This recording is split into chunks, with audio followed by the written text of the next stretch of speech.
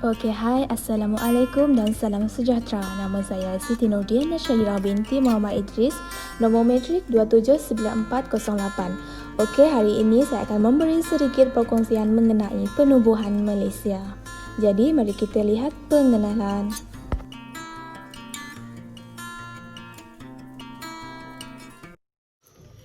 Hai, Assalamualaikum. Nama saya Siti Nurdiana Syahira binti Muhammad Idris, nombor metrik 279408. Hari ini saya akan berkongsi sedikit perkongsian mengenai penubuhan Malaysia. Jadi, mari kita pergi ke pengenalan. Okey, baiklah. Pada 27 Mei 1961, Tunku Abdul Rahman telah mengumumkan idea pembentukan Malaysia ketika beliau sedang berucap di Kelab Wartawan Asing Asia. Namun sebelum ini, iaitu pada tahun 1945, British telah menyuarakan untuk menggabungkan negara-negara Asia di atas alasan tertentu. Antara alasannya seperti untuk memudahkan sistem pentadbiran kerajaan British. Kemudian, kerajaan British juga tidak mampu untuk menanggung ekonomi yang telah lumpuh disebabkan Perang Dunia Kedua. Lee Kuan Yew juga turut mengutarakan cadangan, namun disambut dingin oleh Tunku Abdul Rahman. Namun 2 tahun kemudiannya, Tunku Abdul Rahman telah mengatakan pergabungan tersebut wajar jika melibatkan Persekutuan Tanah Melayu, Sabah, Sarawak, Brunei dan Singapura. Okey, mari kita pergi kepada faktor-faktor penubuhan Malaysia. Antara faktor yang pertama ialah mengelakkan ancaman dan pengaruh komunis. Kerajaan Persekutuan Tanah Melayu bimbang akan pengaruh komunis yang semakin bertapak dan juga semakin berkembang di Asia Tenggara. Pengaruh komunis dapat dilihat mula meresap masuk ke dalam fahaman parti yang diperintah oleh Singapura sejak tahun 1959, iaitu Parti Tindakan Rakyat ataupun PAP, di bawah pimpinan Lee Kuan Yew. Aktiviti dan fahaman komunis juga kelihatan semakin bertapak dengan kuat apabila bekas anggota PAP berhaluan kiri menubuhkan barisan sosialis yang di bawah pimpinan Chin Siong. Hal ini telah menyebabkan kebimbangan Tunku Abdul Rahman kerana kedudukan geografi antara dua buah negara yang terlalu berdekatan. Okey, mari kita pergi kepada faktor yang kedua, iaitu mempercepatkan kemerdekaan bagi Sabah, Sarawak, Brunei dan Singapura. Kemerdekaan bagi negeri-negeri tersebut akan dapat dicapai lebih awal jika Persekutuan Tanah Melayu dibentuk. Namun dalam perancangan untuk merealisasikan Persekutuan Tanah Melayu, ia akan mengambil masa 2 tahun. Namun jika Sabah dan Sarawak ingin mendapat kemerdekaan secara berasingan, kemerdekaan yang ingin digapai kemungkinan besar tidak akan terjadi dalam masa 5 tahun ataupun sebaliknya. Namun, dengan adanya Persekutuan Tanah Melayu yang dibentuk dengan melibatkan 5 buah negeri ini, iaitu Persekutuan Tanah Melayu, Brunei, Sabah, Sarawak dan Singapura ini, kemungkinan kemerdekaan itu akan dapat dicapai dengan lebih awal. Okey, faktor yang ketiga ialah perkongsian faedah ekonomi. Persekutuan Malaysia membolehkan wilayah-wilayah anggotanya berada dalam posisi di mana mereka harus mengadakan kerjasama ekonomi dan perdagangan untuk mendapat keuntungan.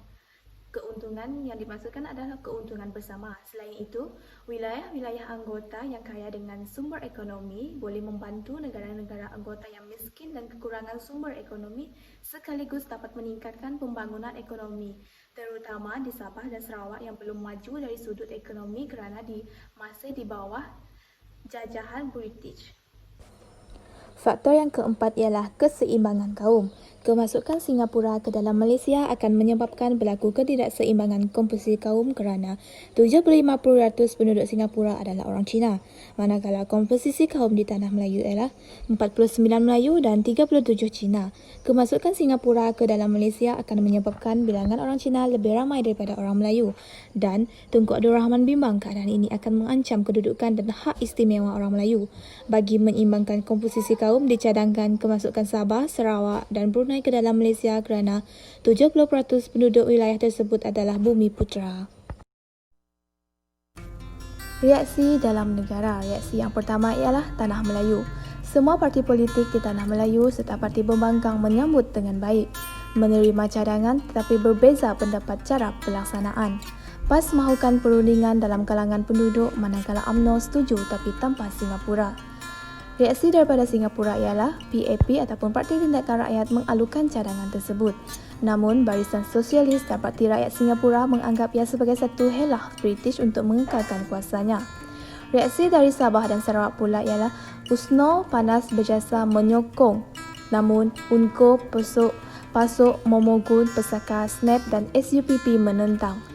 Barisan Bersatu pula menentang sebab tidak mendapat maklumat yang lengkap mengenai pertubuhan Malaysia. Namun, Tunku Abdul Rahman telah melakukan lawatan muhabah untuk bersetuju untuk memberi beberapa konsesi. Reaksi daripada Brunei pula ialah Sultan Ali Saifuddin menyokong namun ditentang Parti Rakyat Brunei. AM Azhari menentang sebab ingin menubuhkan negara kesatuan Kalimantan Utara. TNKU melancarkan pemberontakan pada 8 Disember 1962 dan Brunei memutuskan gabungan dan mencapai kemerdekaan pada 1 Januari 1984. Okey, mari kita masuk kepada reaksi luar negara. Tuntutan Filipina ke atas Sabah. Jun 1962, Presiden Macapagal menuntut hak ke atas Sabah dan mendakwa Sabah masih sebahagian milik Kesultanan Sulu. Sabah dikatakan hanya dipajakkan kepada Baron Overbeck dan Albertine pada 1878 dan tamat pada 22 Januari 1958. Rundingan dilakukan namun gagal dan Filipina mengambil keputusan untuk memutuskan kerjasama diplomatik dengan Tanah Melayu. Gagasan Malaysia pula dikatakan sebagai bentuk penjajahan baru oleh British. Reaksi luar yang kedua ialah konfrontasi Indonesia. Soekarno menerima tekanan hebat daripada PKI. Beliau telah mengubah sikap lalu menentang gagasan Malaysia. Soekarno menuduh Tanah Melayu sebagai kuasa neokolonis yang menjadi landasan kepada British untuk mengukuhkan kedudukannya di Asia Tenggara. Pemimpin-pemimpin Tanah Melayu dan Indonesia tuduh-menuduh menerusi akhbar. Akhirnya, pada 20 Januari 1963, Dr. Subandrio mengumumkan dasar konfrontasi Indonesia terhadap gagasan Malaysia. Indonesia melancarkan dasar konfrontasi terhadap Malaysia kerana tekanan dan pengaruh PKI ke atas kerajaan Indonesia yang dipimpin oleh Soekarno. Dasar Malaysia yang anti-komunis akan menghalang perkembangan pengaruh komunis di Sabah dan Sarawak dan penubuhan Malaysia menjadi penghalang kepada cita-cita Soekarno untuk mewujudkan Indonesia Raya yang menggabungkan Sabah, Sarawak dan Tanah Melayu.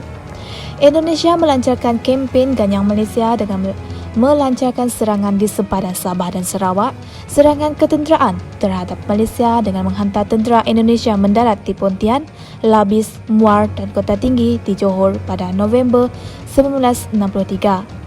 Menghantar pengintip untuk menjalankan kegiatan subversif di Malaysia. Mereka diarahkan supaya membentuk pertubuhan bawah tanah bagi menggulingkan Persekutuan Malaysia dan menyebarkan propaganda untuk memburuk-burukkan Persekutuan Malaysia di negara Afro-Asia dan dunia ketiga. Akibat daripada perkara itu, Mafilindo telah dibentuk. Mafilindo diambil dengan nama sempurna Malaysia, Filipina dan Indonesia. Rundingan telah diadakan di Tokyo antara Tunku Abdul Rahman dan Dr. Subandrio iaitu Menteri Luar Indonesia pada Mei 1963. Pada Julai hingga Ogos 1963, Tunku Abdul Rahman, Soekarno dan Macapagal bertemu di Manila untuk berunding menyelesaikan masalah yang timbul. Ketiga-tiga pemimpin kerajaan bersetuju membentuk Pakatan Serantau yang dinamakan Mafilindo. Melalui Mafilindo, ketiga-tiga kerajaan diharap dapat menyelesaikan krisis, konfrontasi dan tuntutan Filipina ke atas Sabah dan bekerjasama dan mewujudkan persefahaman antara tiga negara dalam politik, ekonomi dan sosial.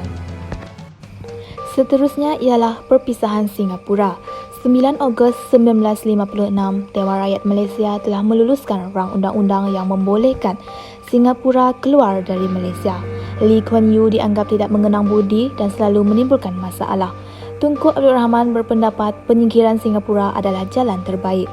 Faktor perpisahan yang pertama, ekonomi dan kewangan. Kedua, persaingan politik PAP dan MCA. Ketiga, masalah perkauman. Yang keempat, perbezaan pendekatan antara perikatan dengan PAP. Proses pembentukan Malaysia. Jawatan Kuasa Perundingan Perpaduan Malaysia JPPM telah ditubuhkan pada 23 Julai 1961.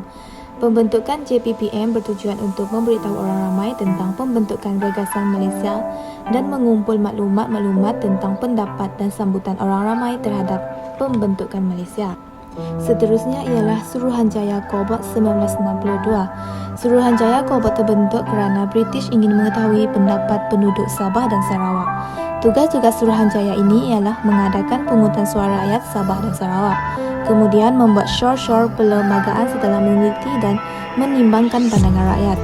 Hasil tinjauan Suruhanjaya mendapati 1/3 menyokong tanpa syarat, 1/3 menyokong dengan syarat kepentingan mereka terjamin, dan 1/3 pula ingin mencapai kemerdekaan terlebih dahulu sebelum menyertai Malaysia. Kemudian, jawatan kuasa antara kerajaan JAK telah ditubuhkan pada Ogos 1962. JAK telah memberi peluang yang luas kepada pemimpin-pemimpin dari Sabah dan Sarawak berbincang dan berunding tentang hak dan kepentingan mereka.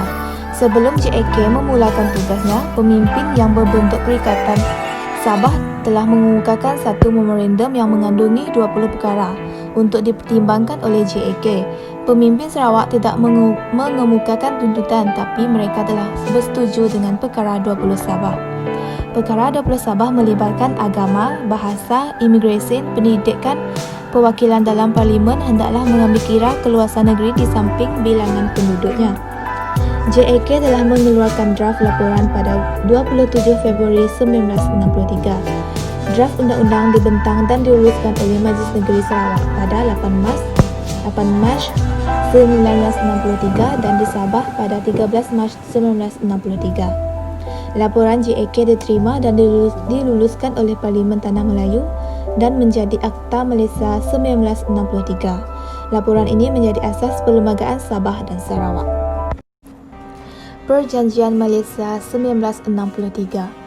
Jun 1963, rundingan akhir pembentukan Malaysia diadakan di London. Akta Malaysia diluluskan dan diperkenankan. Perkara yang diperuntukkan dalam Akta Malaysia ialah urusan hal ehwal luar di bawah tanggungjawab Kerajaan Persekutuan. Agama Islam agama rasmi namun boleh menganut agama yang lain. Bahasa Melayu bahasa kebangsaan. Sabah Sarawak dapat mengawal imigresen dan perkhidmatan awam negeri. Rakyat Bumiputera mendapat taraf yang sama, kedudukan istimewa dalam perlembagaan persekutuan. Akhir sekali, pengisytiharan Malaysia. Pengisytiharan telah dilakukan pada 16 September 1963 yang dilakukan serentak di Kuala Lumpur, Singapura, Sutton dan Kuching.